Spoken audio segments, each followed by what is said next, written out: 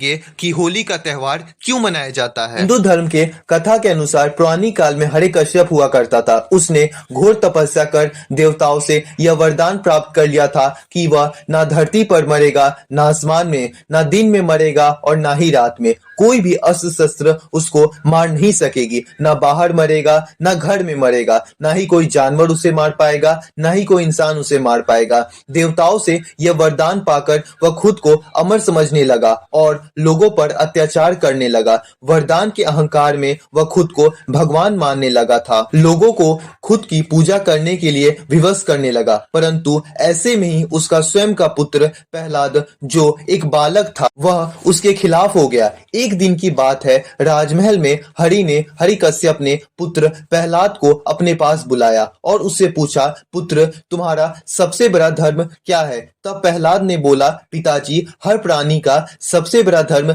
यही है कि वह भगवान विष्णु की प्रार्थना करे, मैं अपने सारा जीवन लगा दे। और ये सुनकर हिरण्यकश्यप क्रोध में आया और बोला, तुम्हारा मेरे सबसे बड़े दुश्मन विष्णु की पूजा की बात करने की हिम्मत कैसे हुई? तब प्रहलाद बोला, पिताजी, क्रोधित ना हो, एक बार आप भी भगवान विष्णु की पूजा करें, आपका मन शांत हो जाएगा, आप पवित्र विचारों से भर जाएंगे। ये सुन हिरण्यकश्यप क्रोधित हो उठा और अपने पुत्र को धक्का देकर नीचे गिरा दिया और वे बोला, आज मैं तेरा वध करके सदा के लिए तेरा विष्णु नाम का भूत उतार दूंगा। और उसके बाद वे प्रहलाद को गदा से मारने लगा। उधर जब इस बात का पता प्रहलाद की माता को पता चला तो वह दौड़ी दौड़ी वहां आई और हिरण्यकश्यप से अर्थात अपने पति से रोते हुए बोली, महाराज, आप अपने ही हाथों से अपने पुत्र का वध कैसे कर सकते हैं? ये सुन हिरण्यकश्यप ने कहा, तुम चुप रहो,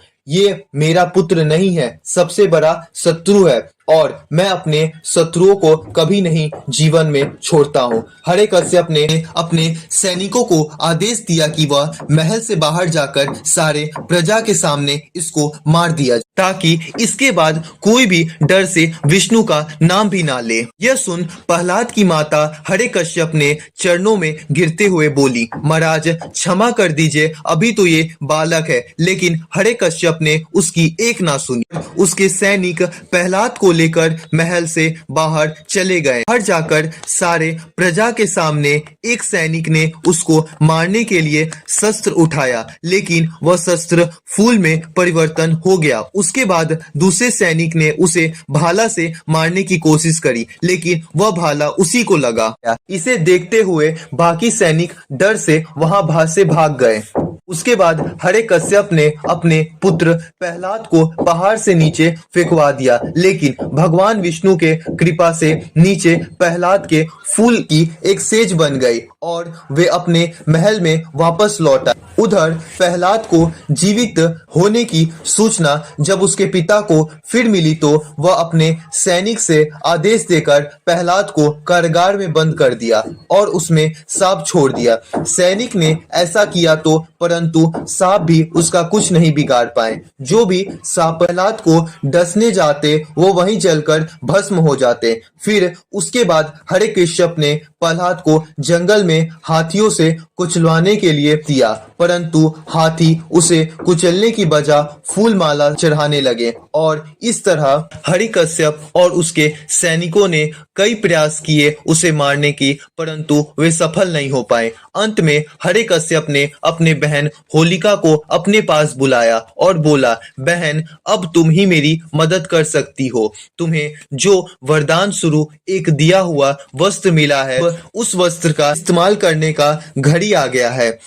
अपने भाई की बात सुनकर होलिका बोली, भैया, ऐसी दिव्य शस्त्र से इसका रक्षा करना है। हिरण्यकश्यप ने बोला, रक्षा नहीं, बल्कि तुम्हें इस दिव्य वस्त्र से मेरी मदद करनी है, मेरे सबसे बड़े शत्रु प्रहलाद के वध करना है। यह सुनकर होलिका बोली, भैया, आप अपने पुत्र का वध करना चाहते हैं, मगर क्यों?